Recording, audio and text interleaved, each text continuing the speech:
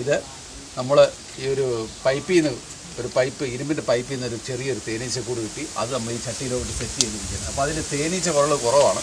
അപ്പോൾ നമ്മുടെ വീടിൻ്റെ സൈഡിലിരുന്ന് ഒരു തേനീച്ചക്കൂട്ടിൽ ഞങ്ങൾ കുറച്ച് തേനീച്ച ഈ ഒരു കൂട്ടിലോട്ടിട്ടാനുള്ള ശ്രമമാണ് ചെയ്യുന്നത്.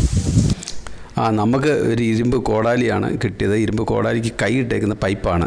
ആ പൈപ്പിനകത്താണ് ഇവരെ കൂട് വച്ചിരിക്കുന്നത്. അതിൽ നിന്ന് ഇറക്കാൻ ഒരുപാട് ബുദ്ധിമുട്ടായിരുന്നു. കാരണം ഇവർക്ക് ദേഹ നൊമ്പരങ്ങളൊന്നും ഏൽക്കാതെ വേണം അതിൽ നിന്ന് അത് നമ്മൾ എടുത്തിട്ട് ഞങ്ങൾ ആ മുട്ടയോടെ എടുത്തിട്ട് അത് വേറെ ചട്ടിയിലേക്ക് മാറ്റുന്ന രംഗമാണിത്.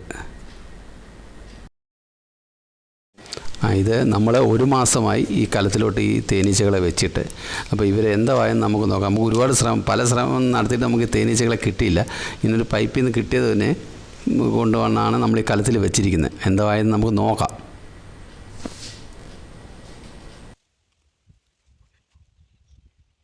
നമ്മൾ അന്ന് വെച്ചതിലും കൂടുതൽ അവർ കുറച്ചുകൂടെ മുട്ടയൊക്കെ സെറ്റ് ചെയ്ത് വെച്ചിട്ടുണ്ട്. അങ്ങനെ നമ്മൾ ആദ്യമായിട്ടൊരു തേനീച്ചക്കൂട് നമ്മൾ സെറ്റ് ചെയ്തു. അത് വിജയിച്ചു. പിന്നെ അതിൽ കുറച്ച് പ്രാണികൾ കുറവായിരുന്നു. നമ്മളന്നേരം വേറൊരു കൂട്ടിൽ നിന്ന് കുറച്ച് പ്രാണികളെ അതിലോട്ട് നീക്കി.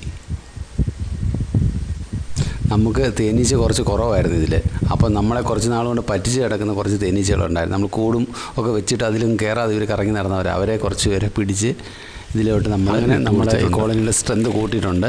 പിന്നെ ഇതിനെക്കുറിച്ച് കൂടുതൽ വിവരങ്ങൾ അറിയാൻ നമ്മൾ അടുത്ത വീഡിയോയുമായി കടന്നു വരുന്നതാണ്. നിങ്ങൾക്ക് ഈ ചാനൽ ഇഷ്ടപ്പെട്ടെങ്കിൽ ലൈക്ക് ചെയ്യുക, ഷെയർ ചെയ്യുക, സബ്സ്ക്രൈബ് ചെയ്യുക, സപ്പോർട്ട് ചെയ്യുക. ഓക്കെ.